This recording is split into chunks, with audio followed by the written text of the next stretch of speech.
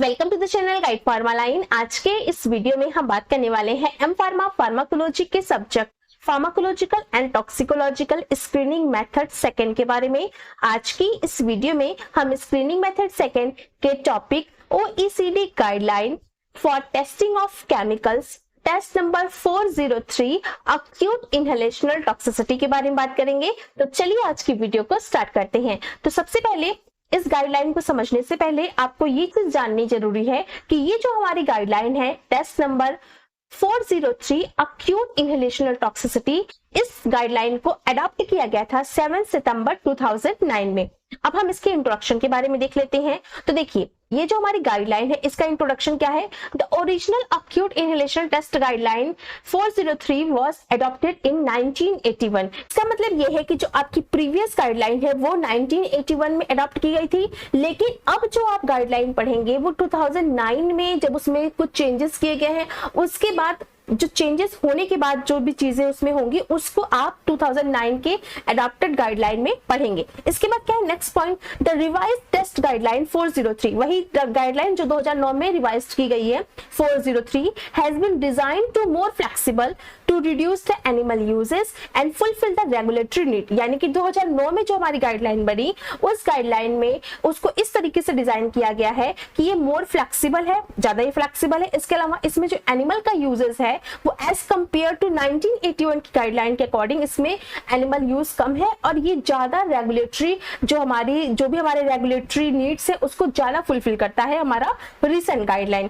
इसके बाद next point है the revised TG4 features to study types. यानी कि जो हमारी रिसेंट गाइडलाइन है इसके दो टाइप्स है। पहला है हमारा ट्रेडिशनल LC50 प्रोटोकॉल और दूसरा है हमारा कंसंट्रेशन इनटू टाइम यानी कि C/T प्रोटोकॉल। तो ये दो तरीके के इस गाइडलाइन को दो तरीके से फॉलो किया जाता है, दो टाइप है इसके। पहला है हमारा ट्रेडिशनल प्रोटोकॉल जिसमें LC50 प्रोटोकॉल है, ठीक है, और दूसरा हमारा कौन सा प्रोटोकॉल है, दूसरा C/T प्रोटोकॉल। यानी कि इसमें कंसंट्रेशन को टाइम के साथ चेंज किया जाएगा। टाइम क्या है, C/T, टाइम यहाँ पे चेंज होता रहेगा, कंसंट्रेशन यहाँ पे मल्टीप्लाई होगी, टाइम के साथ चेंजेस होते रहेंगे इसमें। इसके बाद क्या है, जो primary feature of this test guideline are the, अगर हम इस गाइडलाइन का प्राइमरी फीचर्स की बात करें तो इस गाइडलाइन का प्राइमरी फीचर क्या है, the ability to provide the concentration response relationship ranging from non-lethal to lethal outcome। यानी कि ये जो हमारी गाइडलाइन है इसमें जो हमारा रिस्पॉन्स है वो किस तरीके का रिस्पॉन्स इस गाइडलाइन में हम फाइंड आउट करेंगे, कंसंट्रेशन रिस्पॉन्स रिलेशनशिप। यानी कि कंसंट्रेशन के साथ किस तरीके का रिस्पॉन्स आ रहा है टॉक्सिसिटी के ऊपर, इस तरीके इसको हम फाइंड आउट करते हैं हमारी इस गाइडलाइन से।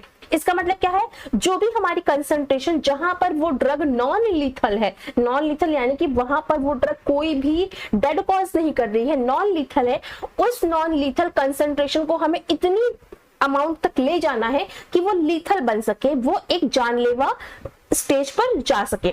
इसके बाद क्या है, in order to drive a median lethal concentration, non lethal threshold concentration and slope and identify the possible sex susceptibility. यानी कि मतलब क्या है कि इसको हम जो हमारे डोज रेंजिंग है हम उसको इस तरीके से करेंगे कि हमारी ड्रग नॉन लीथल से लीथल की तरफ जाएगी, यानी कि ड्रग का स्लोपिंग होगा नॉन लीथल टू लीथल, और बीच में हमें एक वो भी पॉइंट मिलेगा जहां पर ये ड्रग हमारी 50% एनिमल को डाइड कर देगी। यानी कि LC50 की अमाउंट भी हमें इसके थ्रू पता चलेगी। तो लीथल, नॉन लीथल से लेकर मीडियम लीथल और हाईली लीथल की स्टेज हमें इसके थ्रू पता चलेगी, और साथ ही साथ सेक्स ससेप्टिबिलिटी भी पता चलेगा। यानी कि फीमेल ज्यादा ससेप्टेबल है या मेल ज्यादा ससेप्टेबल भी है, ये भी हम इसके थ्रू फाइंड आउट करेंगे।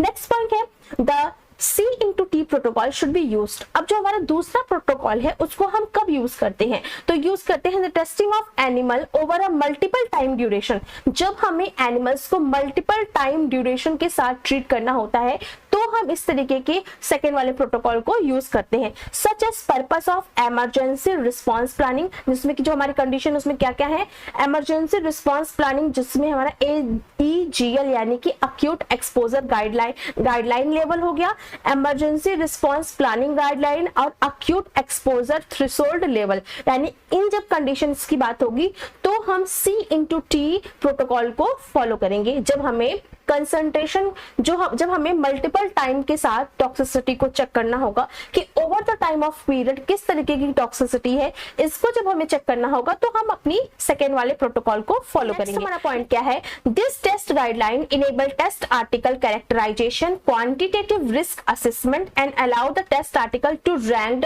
And classify according to the United Nation and globally harmonise system of classification and labelling of the chemical. यानी कि जो भी हमारी गाइडलाइन है, इसके हेल्प से हमारा जो भी ड्रग है उसका क्या कैरेक्टरिस्टिक है, क्या उसका कैरेक्टराइजेशन है, और साथ ही साथ उसका क्या क्वांटिटेटिव रिस्क असेसमेंट है, इसको हम जो हमारे यूनाइटेड नेशंस की जो हमारी क्लासिफिकेशन है या फिर harmonise system of classification and labelling of the chemical है, उसमें इस एजेंट को हम रैंक देने में ये हमारा जो भी हमारा आउटकम आएगा वो हेल्प करेगा कि जो भी हमारे ड्रग का जो भी कैरेक्टरिस्टिक होगा उसके अकॉर्डिंग हम उसको रैंक करवाएंगे कि किस रैंकिंग पे जाएगा, और साथ ही साथ क्वांटिटेटिव रिस्क इसके साथ क्या है, तो ये हम इससे पता लगाते हैं। इसके बाद नेक्स्ट है, before considering the testing in according with the test guideline. जब हमें किसी भी एजेंट की, किसी भी ड्रग की हमें जब टेस्टिंग करनी होती है तो हमें क्या चीजें कंसीडर करना चाहिए।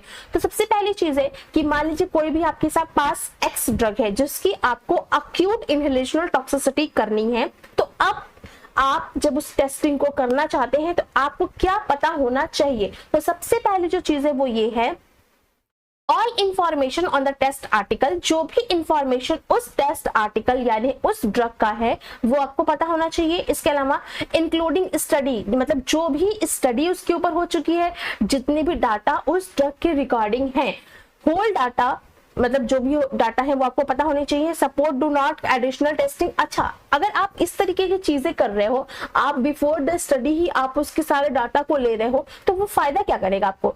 तो ये फायदा क्या करेगा, supports do not additional testing should be considered by the testing laboratory in order to minimise animal use. यानी कि किसी भी ड्रग की आपको, जैसे मान लीजिए एक्स ड्रग की आपको इनहेलेशनल टॉक्सिसिटी स्टडी करनी है और उस स्टडी से पहले ही आपने उस ड्रग के रिगार्डिंग सारे डाटा को ले लिया है, तो अब आपको पता है कि वो ड्रग किस नेचर की है, किस तरीके का उसका बिहेवियर है।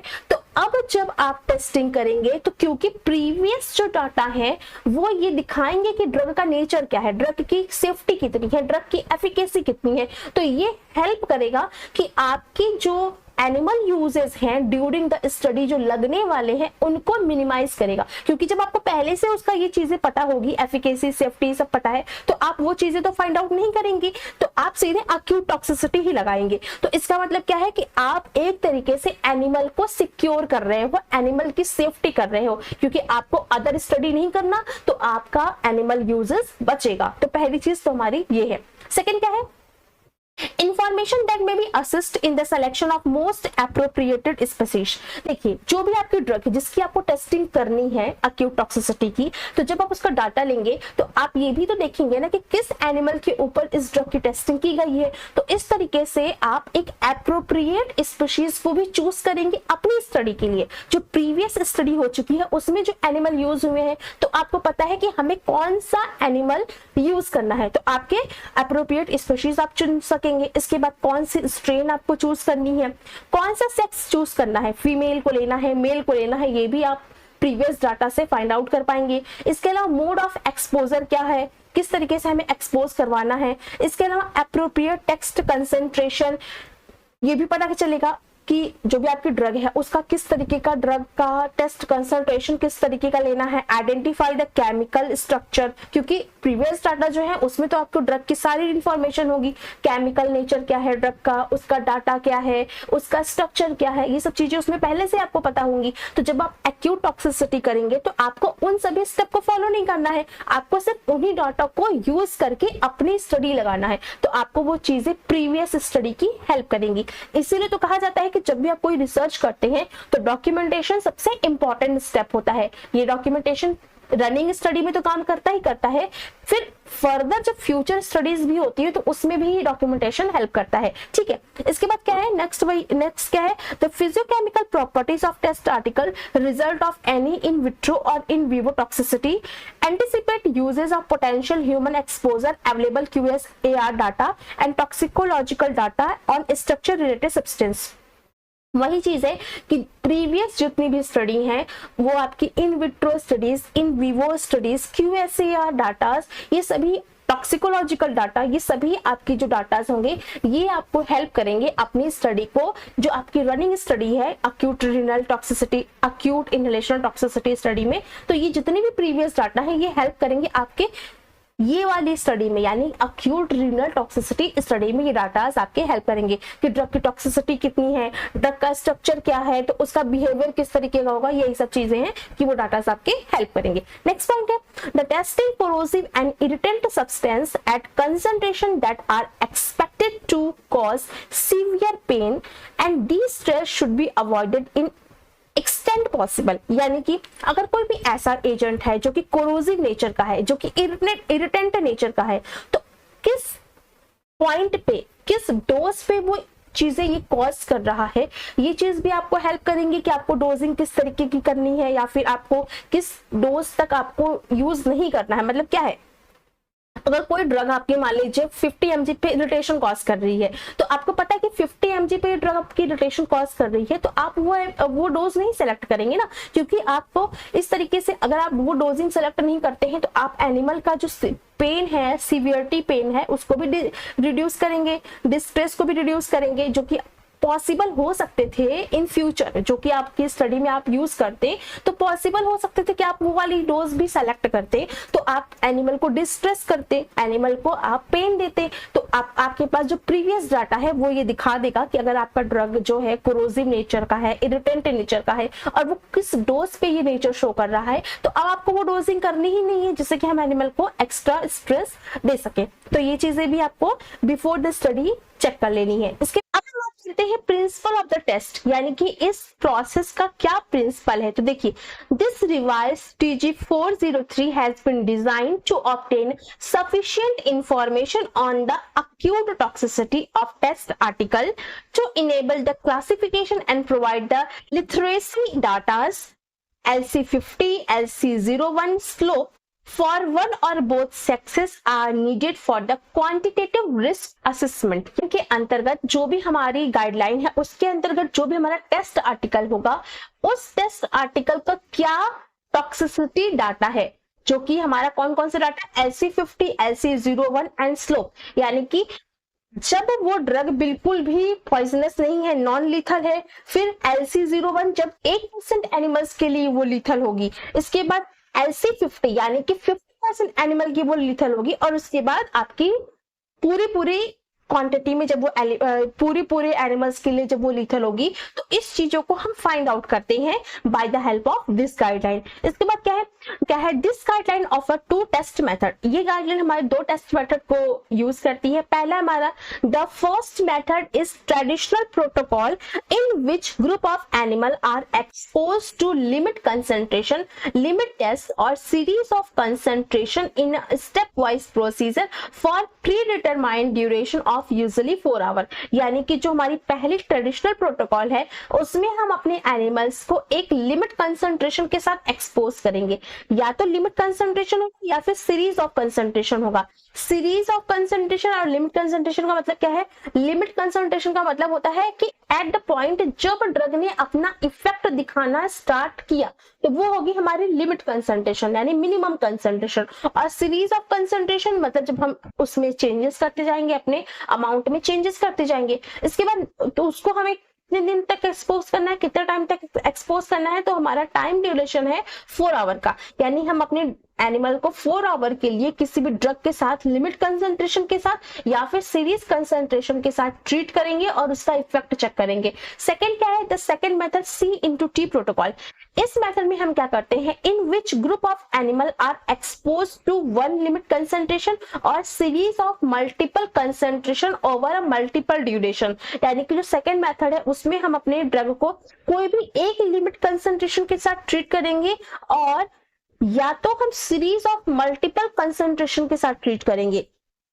और इनका ट्रीटिंग टाइमिंग क्या होगा, ये मल्टीपल टाइम हो सकता है, मल्टीपल ड्यूरेशन हो सकता है, मतलब कि 15 मिनट, 30 मिनट, 40 मिनट, 1 घंटा, इस तरीके से हम उसकी टाइमिंग को चेंज करते जाएंगे। लेकिन पहले में हमारा टाइमिंग फिक्स है 4 आवर्स का, और सेकंड में हमारा टाइम चेंज होता रहेगा, मल्टीपल ड्यूरेशन होता रहेगा। इसके बाद नेक्स्ट पॉइंट है मोरीबाउंड एनिमल और animal obviously in pain showing sign of severe and during this stress should be humanly killed and are considered on the interpretation of the result in the same way as the animal died on the test। मतलब कि अगर कोई भी ऐसा animal है जो कि काफी सीवियर कंडीशन में है या फिर उसको ज्यादा ही डिस्ट्रेस हो रहा है, ज्यादा ही उसको परेशानी हो रही है, तो हम उस एनिमल को तौर पे ह्यूमैनिटी के तौर पे हम उसे किल्ड कर देंगे। उसको किल्ड करने के बाद उसका जो अमाउंट है उसको हम अपने रिजल्ट में काउंट करेंगे। मतलब कि अगर एट द लास्ट में भी आपका एनिमल का डाइड होना है तो आप उसको अपने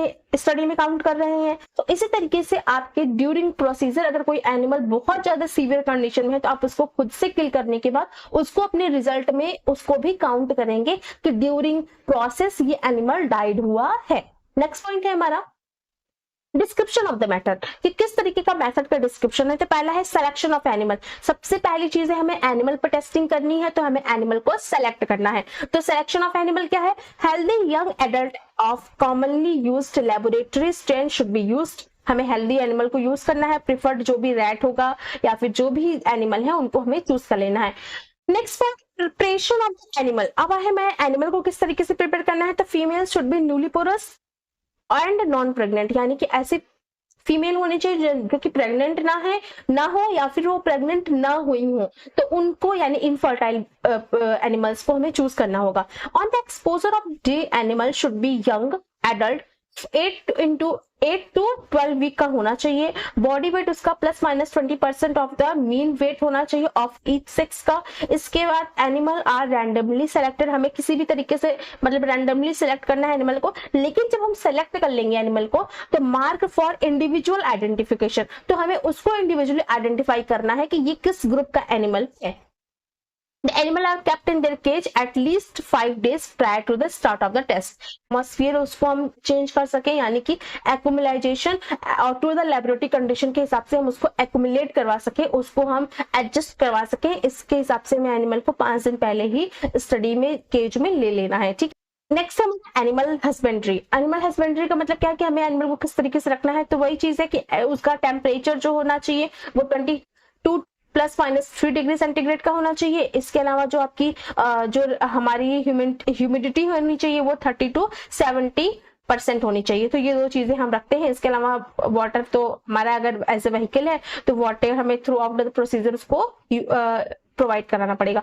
animal are expose to the nose only, it may be necessary for them to acclimate the restraining tube. अब देखिए ये किस तरीके की है, ये टेस्टिंग है हमारी 403 अक्यूट इनहेलेशनल टॉक्सिसिटी, यानी कि हम यहाँ पर इनहेलेशनल टॉक्सिसिटी को चेक कर रहे हैं। अब जब हम इनहेलेशनल करवाएंगे तो उसमें हमारे पास क्या मेथड है, नोज ओनली मेथड, यानी कि जब हमें इनहेलेशनल करवाना है, किसी भी ड्रग का इनहेलेशनल टॉक्सिसिटी चेक करना है तो वो ड्रग एनिमल को इनहेल करनी पड़ेगी। अब जब एनिमल उस चीज को इनहेल करेगा तो किस चीज से इनहेल करेगा, वो नोज ओनली, यानी कि नोज से अगर वो सिर्फ इनहेल कर रहा है तो it may be necessary for them, अगर कोई भी एनिमल की टेस्टिंग सिर्फ नोज ओनली मेथड से उसको इनहेलेशन करवाना है उस केस में उस एनिमल को हम रिस्ट्रेनिंग ट्यूब में रखेंगे। रिस्ट्रेनिंग ट्यूब होती है, उसी के थ्रू हम इस प्रोसेस को कंप्लीट करवाते हैं। एक ट्यूब होती है जिसमें कि आप देखेंगे आगे की तरफ माउथ ओपन होता है एनिमल का, पीछे से उसकी टेल निकली हुई होती है, एक आपकी ट्रांसपेरेंट ट्यूब होती है और उसमें हम अपने एनिमल को इनहेल करवाते हैं। जो भी चीजें हमें जो भी ड्रग का हमें इनहेलेशन करवाना होता है वो होता है, मतलब कि आगे की तरफ का उसका माउथ ओपन होगा और पीछे की तरफ से उसकी टेल ओपन होगी और पूरी की पूरी बॉडी आपको एक सिलेंडर में फिक्स होती है। इस तरीके से ये सिलेंडर होता है, सिलेंडर होगा आगे की तरफ इस तरीके से बना होता है और पीछे की तरफ आपका जैसे यहाँ पे इस तरीके से यहाँ पे एनिमल का टेल निकली होगी और यहाँ से एनिमल का माउथ निकला होता है जिससे कि वो इनहेल करता है ड्रग्स को। तो ये होगा। तो उसके बाद जो हमारी रिस्ट्रेनिंग ट्यूब है should not be impose undue physical thermal immobilisation stress. देखिए अब ये हमारा इमोबिलाइजेशन जो हमारी इस रिस्ट्रेनिंग ट्यूब है, रिस्ट्रेनिंग ट्यूब जो हमारी है वो इस तरीके की होनी चाहिए कि हमारे एनिमल पे कोई भी फिजिकल थर्मल या फिर इमोबिलाइजेशन स्ट्रेस को ना दिखाए। मतलब क्या है कि अगर मान लीजिए कोई भी मान लीजिए ये हमारा रिस्ट्रेनिंग ट्यूब है, अब यहाँ पे अगर हमने इतना मोटा एनिमल डाल दिया तो क्या होगा, उस एनिमल को पहले ही डिस्कम्फर्ट लगेगा ना। तो अगर उस एनिमल को डिस्कम्फर्ट लगेगा तो क्या वो सही है, क्या हम एक्चुअल रीडिंग ले पाएंगे, क्योंकि एनिमल तो पहले से डिस्ट्रेस में है, एनिमल तो पहले से ही परेशान है, तो वो उसकी रीडिंग हम प्रॉपर ले ही नहीं सकते। तो हमें एनिमल को ऐसा रखना है कि जो हमारी रिस्टरिंग ट्यूब है उसमें हमारा एनिमल कोई भी प्रॉब्लम उसको ना फील हो रही हो, वो किसी भी स्ट्रेस की कंडीशन में ना हो, वो उसमें आराम से रह सके, उसको कोई भी फिजिकल, थर्मल और इमोबिलाइजेशन की स्ट्रेस ना डेवलप हो सके। इसके अलावा restraining too may be affect physiological end point, क्योंकि देखिए अगर आप ऐसा नहीं करेंगे तो आपका जो एंड पॉइंट है, जो रिजल्ट है आपको, उसको ये चेंज कर सकता है, सच एज बॉडी टेम्परेचर और रिस्पायरेटरी मिनट वॉल्यूम। जो रिस्पायरेटरी मिनट वॉल्यूम है उसको भी चेंज कर सकता है। अगर एनिमल डिस्ट्रेस में है तो वो चीजें तो चेंज होनी ही है, तो ये चीज है। नेक्स्ट पॉइंट है animal exposed whole body to an aerosol should be housed individually. अब देखिए दो मेथड्स होते हैं किसी भी ड्रग की एक्यूट इनहेलेशनल टॉक्सिसिटी को चेक करने के लिए, या फिर हम ये कहें कि इनहेलेशनल टॉक्सिसिटी को चेक करने के लिए। इनहेलेशनल टॉक्सिसिटी को चेक करने के लिए दो मेथड कौन कौन से हैं। देखिए इनहेलेशन का मतलब क्या है, कोई भी चीज हमें सूंघनी है, कोई भी चीज बाय द नोज हमारे बॉडी के अंदर जानी चाहिए। तो एनिमल को हम बाय द नोज अगर हम उसको इनहेल करवाते हैं तो वो हम आता है नोज ओनली मेथड, मतलब उसमें सिर्फ नोज के थ्रू हमें ड्रग को इनहेल करवाना है। इसके अलावा एक और टाइप होता है जिसको हम बोलते हैं होल बॉडी टाइप, यानी कि हमें एक चैम्बर लेना है, इस तरीके का एक चैम्बर मान लीजिए आप ले लीजिए, हमें एक चैम्बर लेना है और उस चैम्बर में हमें एनिमल को रखना है। इस तरीके का एक चैम्बर होगा और चैम्बर के अंदर आपको एनिमल को यहाँ पे रख देना है। अब उसके बाद अब अपनी ड्रग को इसके अंदर उसकी फ्यूम्स को इंसर्ट करेंगे, तो उसके बाद इस प्रोसेस में जो एनिमल जा रहा है उसको हम बोलते हैं होल बॉडी एक्सपोजर, क्योंकि उसकी पूरी की पूरी बॉडी एक्सपोज हो रही है प्रोसेस में, तो इसको बोलते हैं। तो उसमें क्या है, हमारा अगर इस तरीके की स्टडी करनी है तो आपका एनिमल इंडिविजुअली हाउसड होना चाहिए, मतलब अलग से उसको रखना चाहिए, और उसके अलावा उसको 12 घंटे की लाइट और 12 घंटे की डार्क आपको उसको प्रोवाइड करनी चाहिए। तो ये है। इसके बाद क्या है, इनहेलेशनल चैम्बर की अगर हम बात करें तो इनहेलेशन चैम्बर जो हमारा होता है वो according to the test article हमें सेलेक्ट करना होता है कि हमें किस तरीके का चाहिए, नोज वाला चाहिए कि होल बॉडी चाहिए। तो ये है। नेक्स्ट है preferred mode of exposure nose only, ज्यादातर हम नोज ओनली मेथड को ही प्रिफर करते हैं। इसके बाद क्या है, nose only exposure generally preferred for the study of liquid solid aerosol and vapour that might be condensed to form aerosol, यानी कि जो नोज ओनली मेथड है उसको हम ज्यादातर लिक्विड के लिए, सॉलिड के लिए, या फिर वेपर्स जो कि हम कंडेंस फॉर्म में एरोसॉल की फॉर्म में प्रोवाइड करा रहे हैं उनके लिए हम मैक्सिमम नोज ओनली मेथड को यूज करते हैं।